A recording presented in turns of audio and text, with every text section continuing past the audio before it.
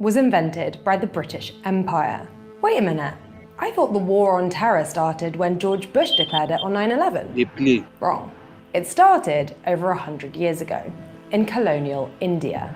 By the early 20th century, Britain's grip on the Raj was slipping. With their overlords distracted by the onset of World War I, Indian revolutionaries tried and failed to overthrow colonial rule.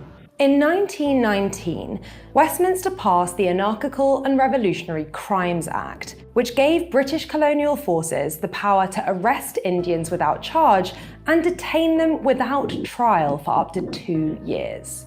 Sound familiar?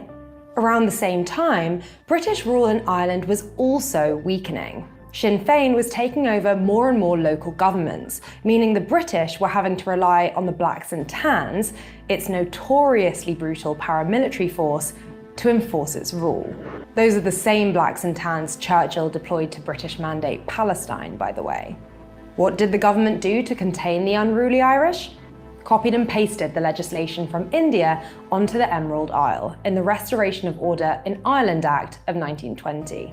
The first UK law to explicitly mention terrorism was the 1974 Prevention of Terrorism Act, passed following IRA bombings in Northern Ireland and England. Among other things, the Act created a list of proscribed terrorist organisations. For years, the list had just one name on it: the IRA.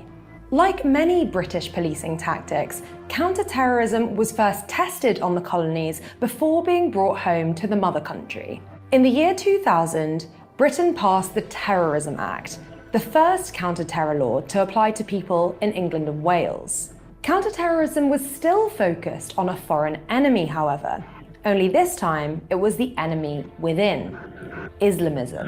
While the UK has proscribed several neo-Nazi organisations, its counter-terror efforts have focused largely on combating supposed Muslim extremism. I say supposed because those Muslim extremists somehow now include 83-year-old reverends. The expansion of counter-terrorism to include Palestine Action and the Palestine movement as a whole has been driven in large part by Islamophobia and the conflation of Hamas with all Palestinians.